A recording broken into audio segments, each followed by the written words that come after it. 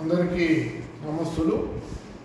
వేసవి సెలవుల్లో భాగంగా మనం ఈరోజు 35వ రోజు 35వ పద్యం మే నెల 28వ తేదీ అకారాది క్రమంలో నాగుణంతంలో నీతో ప్రారంభమయ్యేటటువంటి పద్యాన్ని నేర్చుకుంటాం.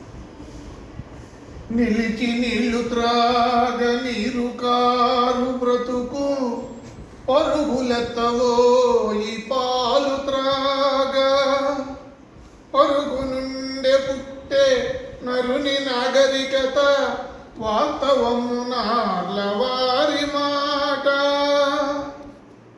మరోమారు నిలిచి నీళ్లు త్రాగ నీరు కారు బ్రతుకు పరుగులెత్తవో ఈ పాలు త్రాగ పరుగు నుండే పుట్టే నరుని నాగరికత వాస్తవము నార్లవారి మాట.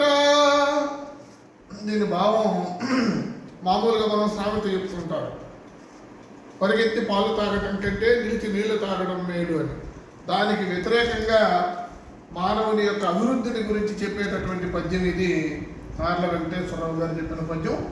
నిలిచి నీళ్లు త్రాగ నీరు కారు బ్రతుకు అంటే నువ్వు నిలబడి నీళ్ళు తాగమంటే అక్కడే ఉండిపోతావు, పాలు తాగడం కోసం పరిగెత్తబోయి అంటే ఉన్నదానితో సంతృప్తి పడక ఇంకా ఎంతో విజ్ఞానాన్ని నేర్చుకోవాలనేటటువంటి ఉద్దేశంతో నువ్వు పరిగెత్తిని తెలుసుకొని, అంటే నరుని యొక్క నాగరికత, మనుషుల నాగరికత అంతా కూడా పరుగు నుండే వేగం నుండే పుట్టింది. కాబట్టి పిల్లలు మీరు కూడా వేగంగా అన్ని విషయాలు తెలుసుకోవాలి అని చెప్పడంలో దీని యొక్క ముఖ్య ఉద్దేశం. నేను చెబుతాను, అనుసరించండి. నిలిచి నీళ్లు త్రాగ నీరు కారు బ్రతుకు పరుగులెత్తవోయి పాలు త్రాగ పరుగు నుండే పుట్టే నరుని నాగరికత వాస్తవము నార్లవారి మాట.